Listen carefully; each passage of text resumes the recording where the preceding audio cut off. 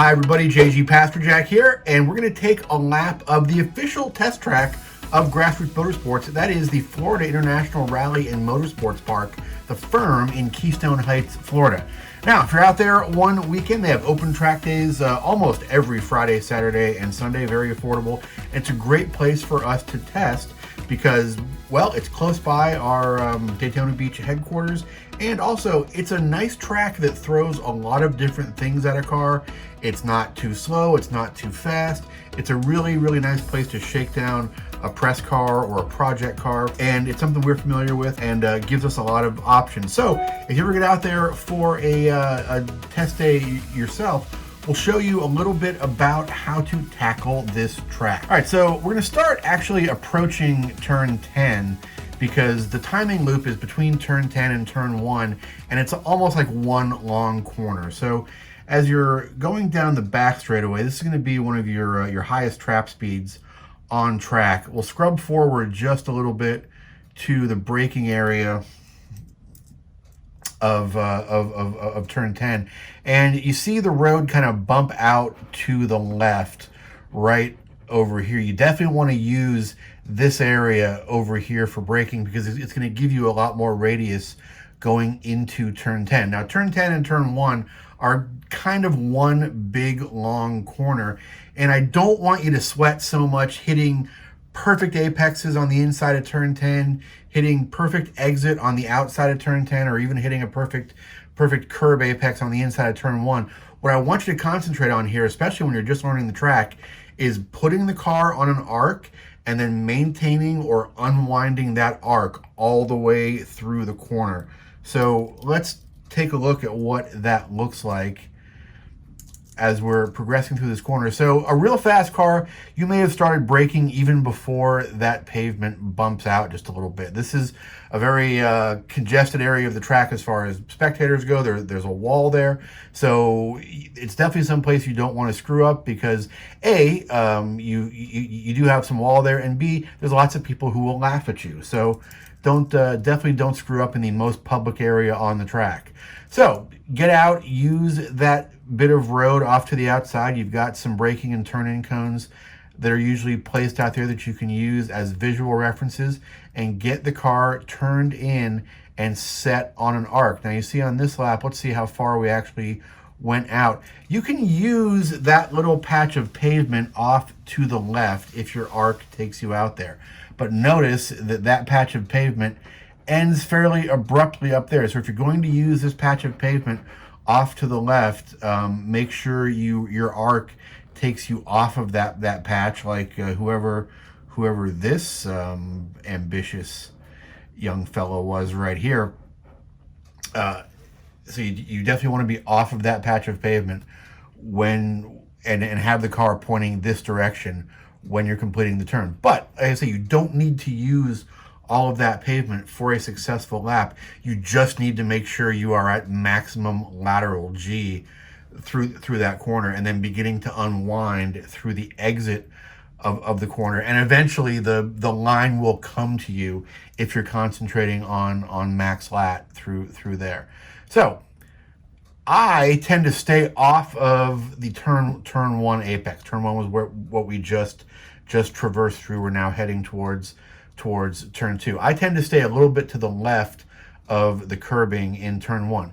You can use that curbing in turn 1, but you get a bigger radius by staying off of that curbing in turn 1 a little bit and using this area out to the left here as your exit. Of course, you see you don't need to use all of it. This is a bit of a blend area here.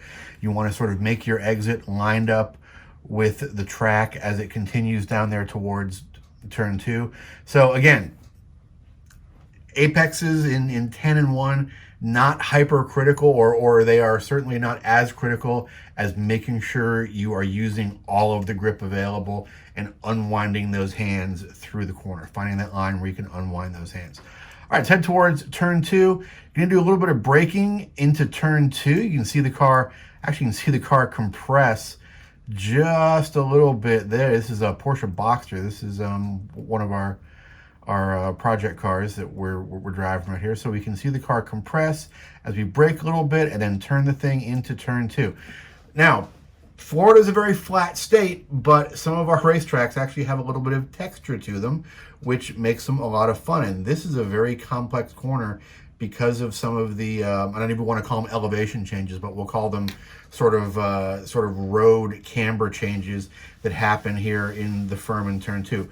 First off, you're braking uphill just a little bit. You can actually see, we'll back up a little bit, you can actually see the dip in the road. So you have a lot of additional braking force due to that compression, and you have a really, really nice bite on turn-in due to that compression as well. Unfortunately, as soon as you crest over and head to the apex of turn 2, and turn 2 you definitely do want to be on that apex curbing on the inside, because what's going to happen is as you crest over that apex, the road crowns and it immediately pushes you towards the outside of the road. Now, what's kind of cool here though is we'll go through turn 2. See, we're way to the right in turn 2, but we actually use a lot of the exit.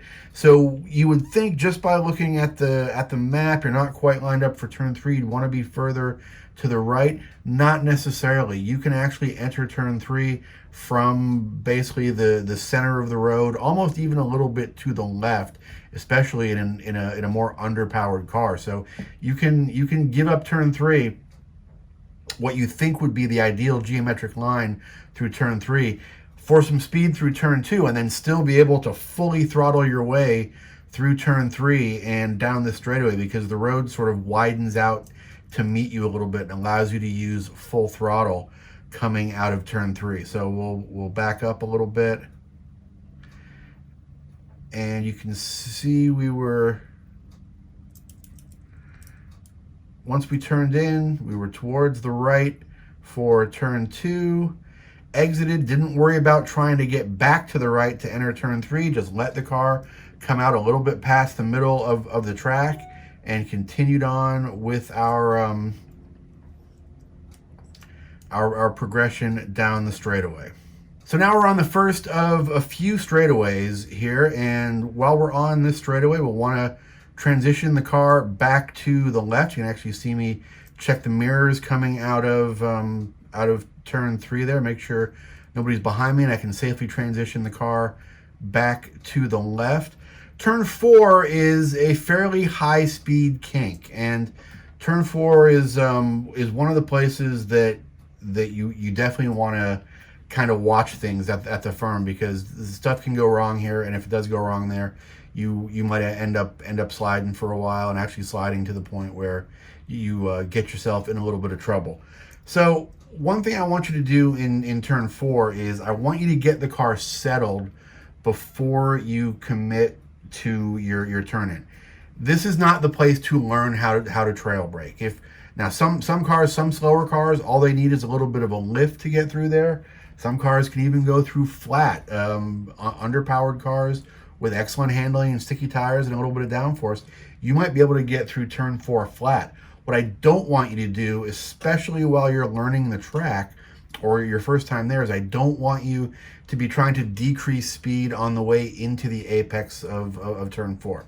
Once you gain some experience and you do need to make a speed adjustment there, it is a turn that you can sometimes do some trail braking into, but generally you're going to be way more stable and you're going to have a much better exit if you get the car speed adjusted before you commit to your turn-in of turn 4. So you can see that we turned in just a little bit past the turn-in cone there, just kind of as we were passing it.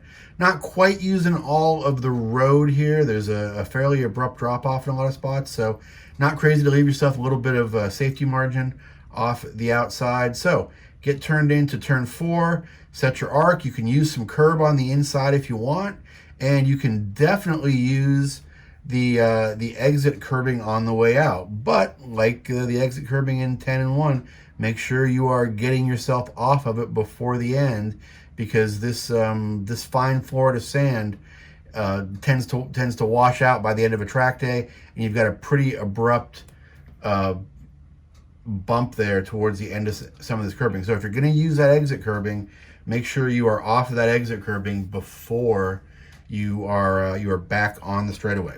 So should be on throttle once you hit the apex of turn 4 and unwinding the wheel a bit, getting the car adjusted, and you're on another short straightaway, which actually has a little bit of a course correction in the middle as we head for the braking markers for turn 5. So turn 5 is a not quite 90-degree corner. It's about 85 degrees, fairly geometrically regular. So you just want to do your braking in a straight line. This is a good place to actually learn some trail braking as you get a little bit more weight on the nose to turn yourself in there. It's also probably a corner where you're going to have to do some downshifting, probably from 4th to 3rd, or maybe even 4th to 2nd if you've got a tall second gear.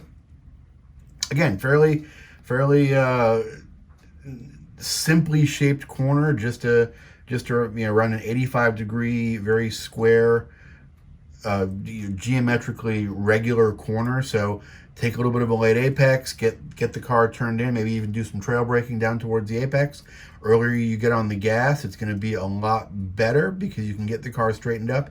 And you definitely do not want to use the exit here. You can see how torn up the exit area is out there. If you do drop a wheel here, don't make a huge effort to get immediately back on track. Continue straight, make sure the car is under control, and then transition back onto the track. So be real careful about how much of the exit you use in turn 5. So now we're approaching turn 6, which is fun because it's almost like a tiny little miniature version of turn 16 at Sebring. And you're going to be going through less of an angle than turn 5, but the approach is also very, very similar. You're going to do your braking, shoot for a late apex. Because the angle is less dramatic. Turn 6 is only about a 70-degree corner. You can actually do your turn in a little bit earlier, and you do have a little bit of room to exit if you get that turn in done a little early. You can see we used every bit of the road on the exit here. Little safer to drop a wheel here, but again, as the day wears on and people hit that sandy area out there on the outside of turn 6 could get tore up. So be careful how hard you hit that. So again, get the car speed adjusted, get it turned in, throttle out of the apex. You can even do a little trail braking in towards the apex there, but nothing too complicated there. Now we're heading towards the S's, and this is going to be the way you take the S's is going to depend largely on how your car handles bumps. If you have a car that handles curbs very well, you can eat a ton of these curbs. You can practically go all the way to the grass on these curbs. I'm trying to stay on the painted area just to make it look cool, but the car is handling them fairly well.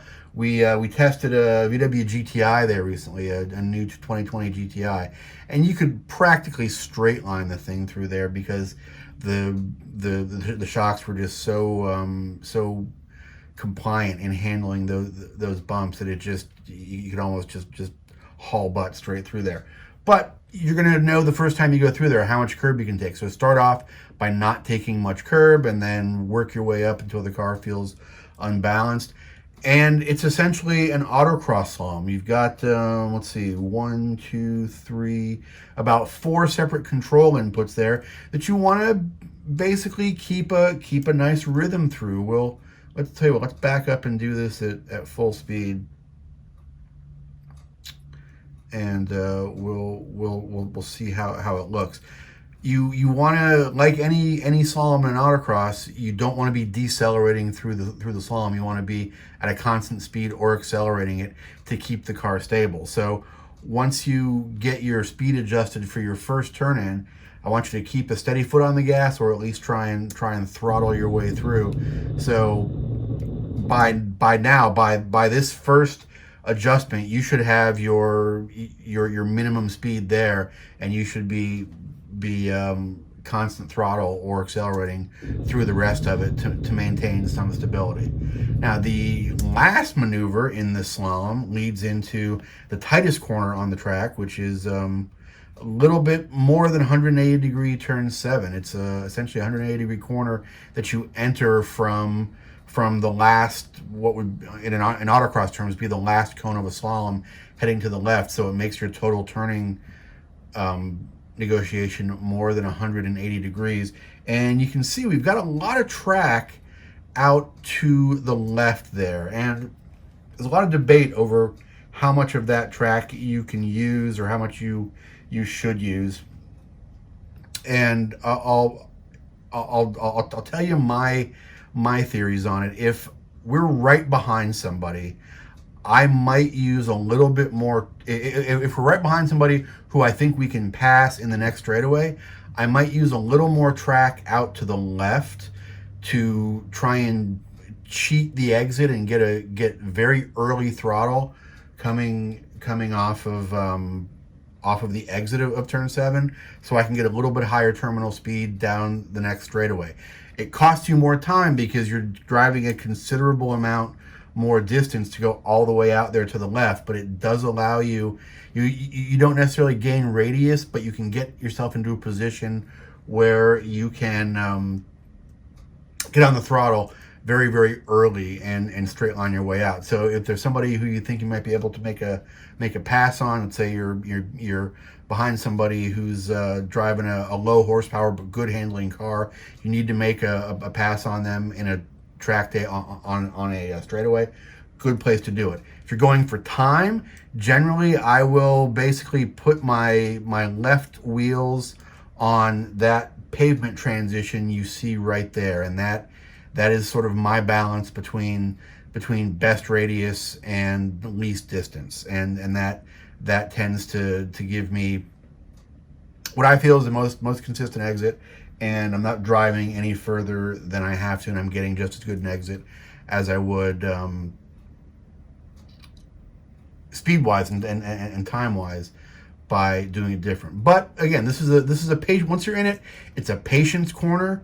You're getting down towards the apex on the right. You're throttling your way out, and definitely want you to use as much of this exit curb as you're comfortable with on the way out, because you want to maximize that radius as much as possible and get that wheel unwound.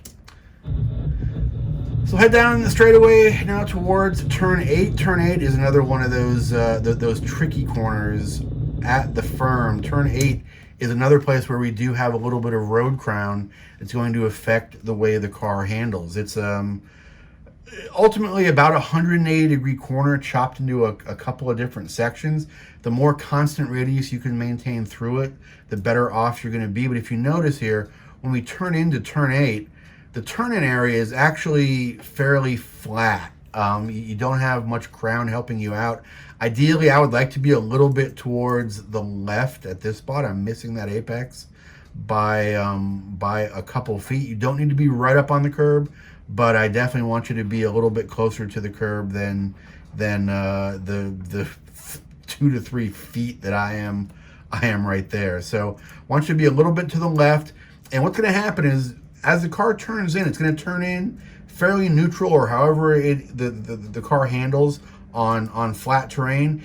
And then immediately towards what would be the exit of that corner, you can see the road starts to gain camber. So even if you push a little bit into that corner, all of a sudden you start to gain grip at the exit. So it's a tricky corner to learn, because you go in there and you can enter without full grip, and all of a sudden you gain that grip right when the corner starts to get scary because of this wall out here. So it's a corner that to do right, you have to really learn to trust your car, because the grip, the additional grip, comes very late in the corner. So as you're negotiating this corner, again, you want to keep as constant a radius as you can. It does tighten up at the end, and we'll show you that in a second.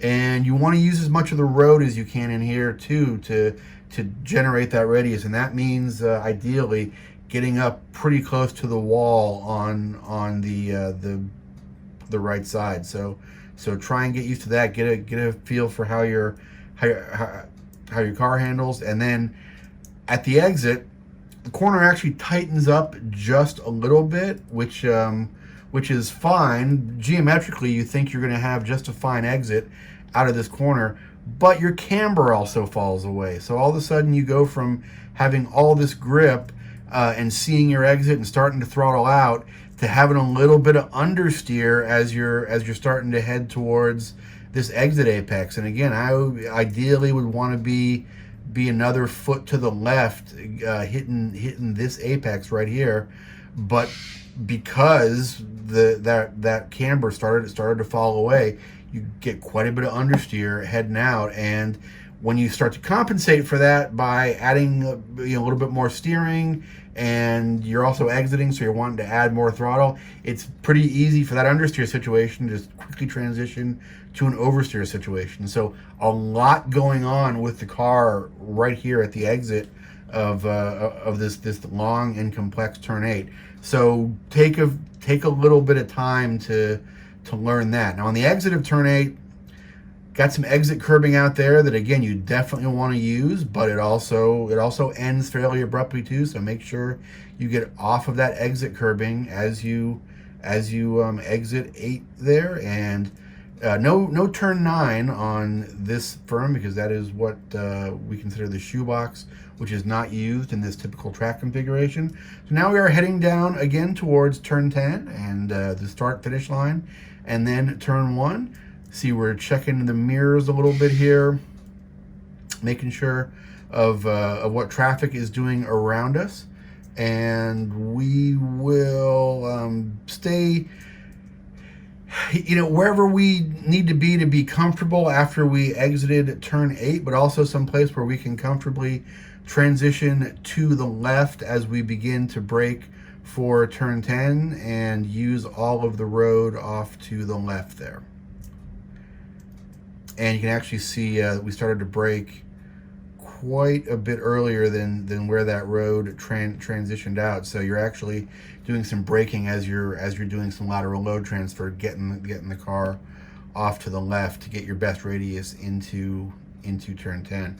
So that is a lap of the firm. Hopefully, if you're out there some weekend, you will run into us, metaphorically, not literally. And we might be testing a press car, we might be testing a project car, but we really appreciate them for being the official test track of Grassroots Motorsports, and we hope that you get out there and can compare your times with some of our project cars. Let's, before we go, let us back this all the way up, and we will take a full speed lap of the firm one last time. All right, here we go, heading towards turn 10. On the brakes, transitioning off to the left and turning in, trying to put the car on a nice constant or expanding radius as we throttle all the way through and out of turn 1, heading towards turn 2, getting on the brakes over the crest, and the car understeers off to the left. No big deal, because we can throttle all the way out of turn 3, head down towards the very fast kink at turn 4. A little bit of a speed adjustment there. We're getting our braking done before we turn in though, and using all the road towards the exit, heading towards turn 5, getting the car slowed down, trail braking in towards the apex of turn 5, throttling out, being careful how much road we use out there. Same thing in turn 6, get the car trail braked in, throttle through, heading towards the S's. Speed adjustment into the S's if you need it, and then constant or increasing speed through the S's. Gonna get off to the left just a little bit, but not too much on the entrance, and use all of the road at the exit, heading down towards the tricky changing radius turn 8. So we're gonna adjust the speed with the brakes going into turn 8, miss the apex a little bit there, but gonna let the car run all the way out to the right, get it down towards the second apex where the road falls away, and we get some understeer, use all the road off to the right again on the exit, and that is a lap of the official test track of Grassroots Motorsports, the Florida International Rally and Motorsports Park of the firm in Keystone Heights, Florida. Thanks everybody, we'll see you again next time. If you like all the content on Grassroots Motorsports, please check us out at grassrootsmotorsports.com, like and subscribe on YouTube, and we will see you again at the track, everybody. Support brands that support Grassroots Motorsports. Get your chemical solutions from CRC Industries. Visit crcindustries.com to learn more.